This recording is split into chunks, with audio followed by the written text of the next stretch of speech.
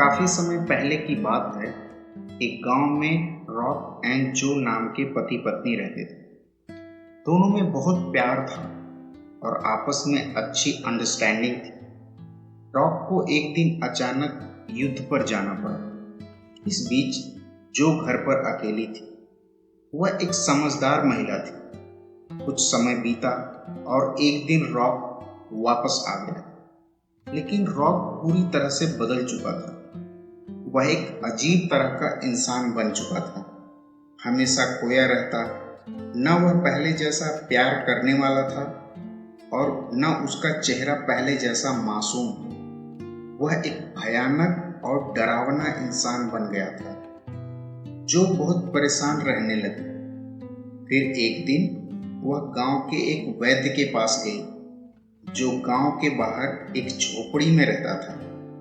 गांव के सभी लोग अपनी सभी बीमारियों का इलाज कराने उसी के पास जाते थे, लेकिन जो इससे पहले कभी भी उस वैद्य के पास नहीं गई थी। जब जो वैद्य के पास पहुंची तो वैद्य की झोपड़ी का दरवाजा खुला हुआ था और वैद्य दरवाजे की तरफ पीठ करके बैठा हुआ था। वैद्य ने पूछा, क्या परेशानी है? बताओ, मैं सुन रहा हूं। जो ने अपनी पत्नी की स्थिति के बारे में बताया। वैद्य ने कहा, तुम्हारी समस्या काफी गंभीर है। मुझे इसका इलाज ढूंढने में थोड़ा समय लगेगा। तुम मेरे पास एक हफ्ते बाद आओ।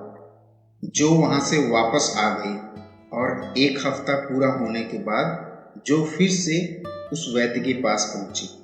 वैद्य उसे देखकर बोला, तुम्हारे लिए एक खुशखबरी है।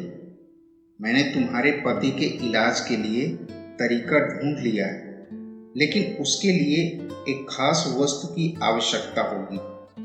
बिना उसके मैं तुम्हारी मदद नहीं कर पाऊंगा। जो ने पूछा, किस चीज की आवश्यकता है? बताइए, मैं अभी लाती हूं। वैद्य ने कहा, वह इतनी भी आसान नहीं है।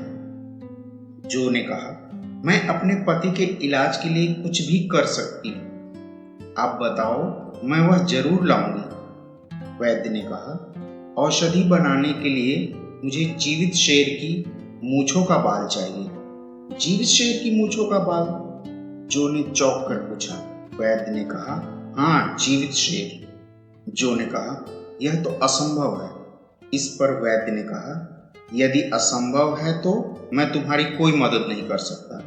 तुम यहां से जा सकती हो, मुझे और भी काम है। जो वहां से वापस आ गई और जीवित शेर के मूंछों का बाल लाने के तरीके सोचने लगी।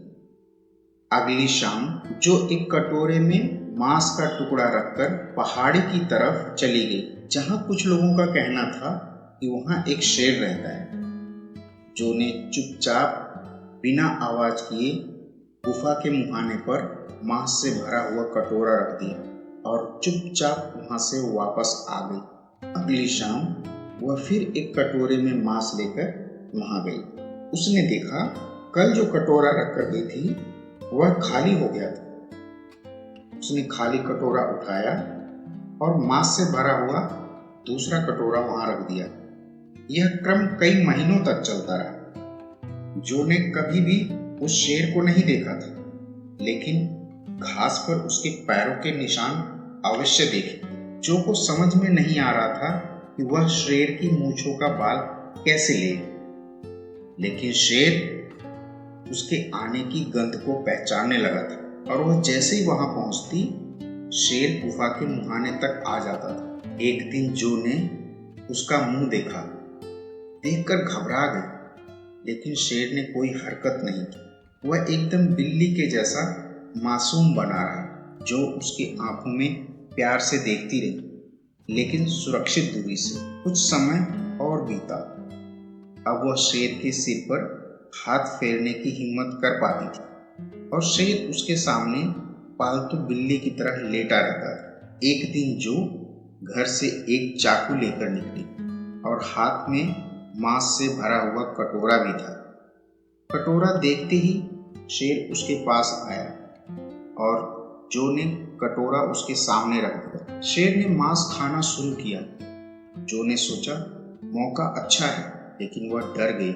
यदि शेर को बुरा लग गया तो वह उसे खा जाएगा। उसने शेर के सिर पर हाथ फेरा और पूछा कि क्या वह उसकी मूंछों का एक बाल ले सकती है। शेर ने ऐसा मुंह बनाया जैसे वह इसकी इजाजत दे रहा हो। जो ने हिम्मत करके बड़ी सावधानी से एक बाल काट लिया। शेर मांस खाकर गुफा के अंदर चला गया। जो बहुत खुश थी, वह उस वैद्य की कुटिया की तरफ भागी और वहां पहुंचकर हांफते हुए बोली, मैं शेर की मूंछ का बाल ले आई। वैद्य बिना कुछ बोले उसके पास आया, बाल उसके हाथ से लिया और ध्यान से देखा।